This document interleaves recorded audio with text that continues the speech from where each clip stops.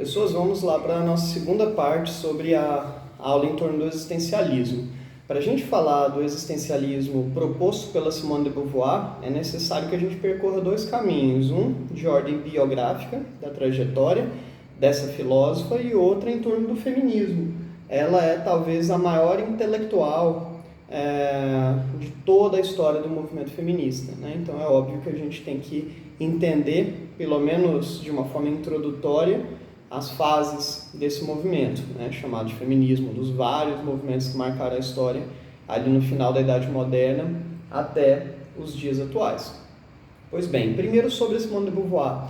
Havia dito no vídeo anterior que ela e o Sartre construíram uma relação de toda uma vida, né? Então, ela, Simone de Beauvoir, era estudante também de filosofia em Paris, contemporânea do Sartre, se conheceram ainda bem jovens, construíram uma relação intelectual, uma relação amorosa, mas relação essa que era bem fora dos padrões daquilo que se compreendia como moral, digamos assim, na Europa e na França tradicional ali do início do século XX, ou pelo menos da metade do século XX.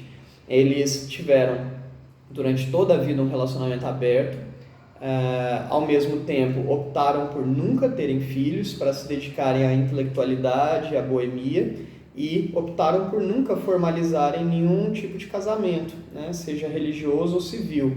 Não formalizaram numa ordem religiosa por serem ateus, ambos, nem numa ordem civil por não quererem se sentirem obrigados a se firmarem numa base contratual, numa base jurídica, né? Para eles, a aliança, o vínculo ia muito além disso. Há uma coincidência também, se você olhar as obras do Sartre e as obras da Simone de Beauvoir, as publicações são sempre muito próximas. Isso porque a Simone de Beauvoir literalmente revisava todas as obras do Sartre e o Sartre fazia o mesmo com as obras da Simone. Então a gente vê que, embora trate de objetivos por vezes diferentes, as obras conversam, elas se dialogam, porque elas estão assentadas numa mesma base metodológica, que é a do existencialismo. Eu costumo dizer que o existencialismo da Simone de Beauvoir é um existencialismo com lupa, porque é um existencialismo direcionado a um campo reflexivo específico, que é o do feminismo, né? E aí a gente tem que fazer um panorama rápido do que foi ou do que é a tradição dos movimentos feministas para entender em qual contexto a Simone de Beauvoir se insere, né? É claro que desde ali da antiguidade arcaica a gente encontra na história mulheres muito emblemáticas, muito revolucionárias, que criaram movimentos de resistência na história. Mas o feminismo enquanto movimento, de fato, ele se emerge só ali na passagem do século XVIII para o século XIX. E a gente chama isso de primeira onda do feminismo, portanto, antes do nascimento da Simone de Beauvoir, e foi um movimento muito vinculado por lutas operárias, de trabalhadoras, operárias, especialmente no contexto da Revolução Industrial. E também as lutas tinham uma característica muito trabalhista, né? De legislação mesmo, de direito às férias, de diminuição da carga horária de trabalho, uma legislação específica que vislumbrasse uma peculiaridade que é exclusiva das mulheres, que é a gravidez, pensar questões vinculadas também à participação cidadã, né? A gente sabe que em boa parte do mundo, até o início do século XX, as mulheres não exerciam o papel de cidadã. No Brasil, por exemplo, as mulheres só passam a votar a partir da Era Vargas, amplamente no Brasil, a partir dos anos 30, que historicamente é ontem, né? E boa parte das lutas estavam vinculadas a isso, a classe operária, lutas trabalhistas e participação cidadã. Há uma mulher que eu acho muito emblemática nesse cenário, que é uma mulher chamada Lizzie Burns. A Lizzie Burns ficou conhecida por ser uma trabalhadora de uma indústria de tecelagem, uma indústria de tecidos, né, na Inglaterra, e ela criou uma série de movimentos de impacto, de resistência frente à indústria, frente aos desmandos do dono daquela indústria, que curiosamente era o pai do Engels. Quem é o Engels? É aquele parceiro do Karl Marx, das publicações do Karl Marx. O Engels trabalhava na indústria do pai e ele ficou muito ali chocado com as más condições de trabalho, acabou abdicando da vida abastada que ele tinha e acabou inclusive se casando com essa mulher, né, por encontrar nela um ponto de liderança. Ou seja, essa mulher, a Lizzie Burns, ela teve um papel fundamental na consolidação do olhar de um dos maiores intelectuais que refletiram o socialismo e a crítica ao capitalismo. Ela que fez com que ele abdicasse dessa visão mais burguesa da sociedade, que mais tarde, inclusive, conhecesse o Karl Marx e tudo mais. Há um filme chamado Jovem Marx, que apresenta esse cenário. Esse filme está amplamente disponível na internet, acho que na Netflix, com certeza absoluta no YouTube, integralmente, né? Houveram também movimentos, por exemplo, um em especial de mulheres na França, que propuseram um novo documento com apelo jurídico em vista dos caminhos que a França percorria pós-Revolução Francesa. No contexto da Revolução Francesa foi firmado um documento, que vocês conhecem bem, chamado Declaração dos Direitos do Homem e do Cidadão, que é a base da Constituinte Francesa, da Constituição Francesa pós-Revolução. Essas mulheres se organizaram por fazer um documento chamado Declaração dos Direitos da Mulher e da Cidadã. Mas, infelizmente, esse documento não foi acolhido na época, né? Mas representa essa luta por participação cidadã e nas condições de trabalho, especialmente das proletárias, das trabalhadoras operárias no contexto industrial. Esse é o primeiro movimento. A gente vê uma segunda onda do feminismo crescer ali ao longo da primeira metade do século XX e que atinge o seu auge por meio dos movimentos de contracultura, ali dos anos 50, dos anos 60, como o movimento beatnik, como o movimento hip, como, por exemplo, mais tarde o movimento punk e o próprio rock, né? São movimentos de manifestação, de defesa de minorias e, inclusive, também de pautas feministas. E é neste contexto, na segunda onda do feminismo, que a gente vê a Simone de Beauvoir se afirmar como a maior intelectual do mundo em torno dessa pauta, muito especialmente por conta da publicação desta obra aqui, chamada O Segundo Sexo, que é uma obra dividida em 2 tomos, em 2 livros, em 2 volumes, né?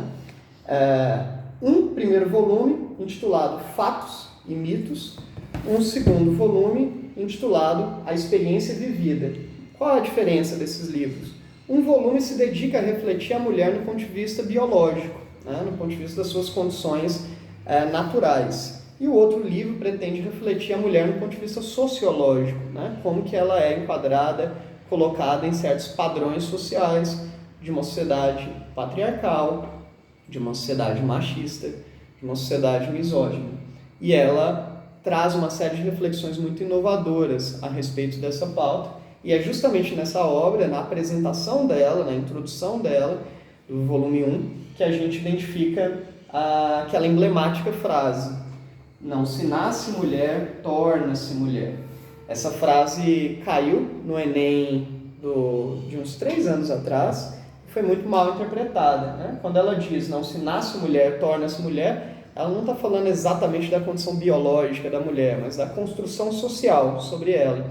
Mulher nenhuma nasceu para ser delicada, para ser dona de casa, para necessariamente ser mãe, para necessariamente se casar e construir uma relação heteronormativa. Ela pode ser isso tudo, mas ela não é obrigada a ser isso tudo. Não há nenhuma essência previamente delimitada para esta mulher. Ou seja, essa frase se encaixa muito com aquela do Sartre, que a gente viu no vídeo anterior, onde ele diz que a existência precede a essência. Nós não estamos destinados a ser coisa alguma, né? E ali ela está fundamentalmente criticando essa visão da nossa sociedade, que ainda é muito presente, onde se atribui um lugar específico para coisas de mulher e coisas que não são de mulher. E a ideia da Simone de Beauvoir era justamente de desconstruir esse espaço. Então, essa segunda onda, a que a Simone de Beauvoir pertence, a grande intelectual, representa um movimento feminista de liberdade em relação aos costumes, né? É o período onde começa a se refletir sobre controle de natalidade, métodos contraceptivos, é nesse período onde começa a se defender a liberdade de costumes, né? Tipo de roupa que ela vai usar, a presença ou não de sutiãs, os lugares que ela irá frequentar, com quem irá ir, como irá ir, esportes que irá praticar, questões que dizem respeito aos costumes. A ideia da Simone de Beauvoir era desconstruir esses valores tradicionais que se assentavam numa posição de subalternização da mulher, né? E essa obra exerceu um papel fundamental para isso, a ponto que, pelo menos a minha avaliação, essa é a obra mais importante de toda a história do feminismo, né? O Segundo Sexo, os 2 volumes.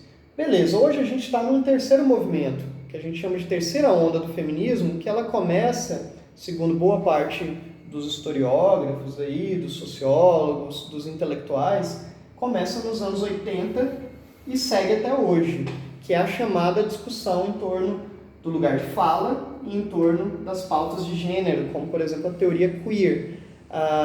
Essa é uma discussão que tem gerado muita polêmica atualmente e tem sido pouco estudada. Por exemplo, uma expressão que entrou muito na moda é a expressão ideologia de gênero, que é uma expressão completamente equivocada.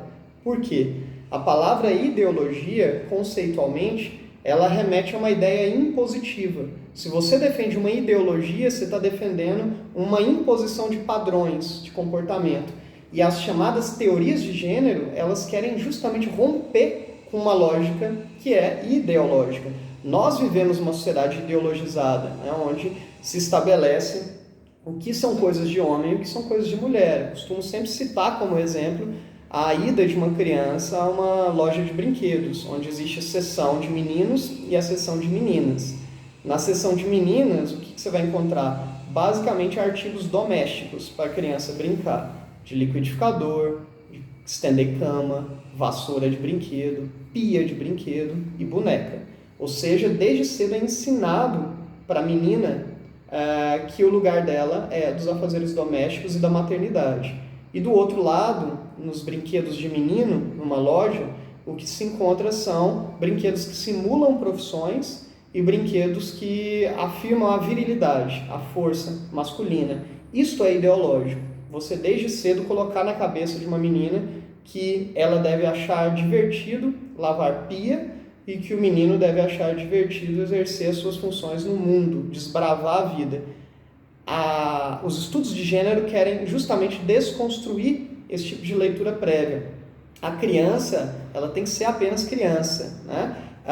Um adulto, ele tem que ser aquilo que ele deseja ser, ele deve vestir o que ele quer vestir, ele deve se afirmar sexualmente como ele bem entender, né? Então, a ideia é justamente de desmantelar essas imposições e afirmar com que o ser humano seja aquilo que ele bem desejar ser, da forma que mais lhe faz feliz, da forma que seja mais saudável, inclusive, para a sua vida psíquica, né? E uma das autoras fundamentais nessa discussão é uma moça chamada Judith Butler, professora na Universidade da Califórnia, e que nos anos 90 publicou esse livro, chamado Problemas de Gênero, onde ela levanta essas discussões sobre identidade, né? Que é a grande pauta do nosso tempo presente. Uma outra discussão é sobre o lugar de fala, pensar nas várias nuances, as várias divisões de feminismos, né? O feminismo latino-americano é diferente do feminismo europeu, que é diferente do feminismo africano, diferente do feminismo branco, negro, feminismo da classe operária,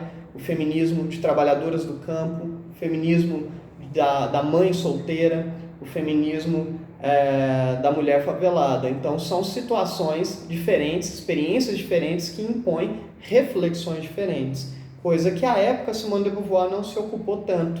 E essa é uma marca reflexiva do nosso tempo, da chamada terceira onda do feminismo.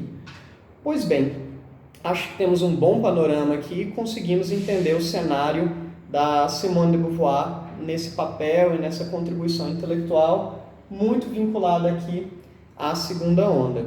Beleza? Então, acho que por hoje é só. Tchau, tchau. Boa semana para vocês.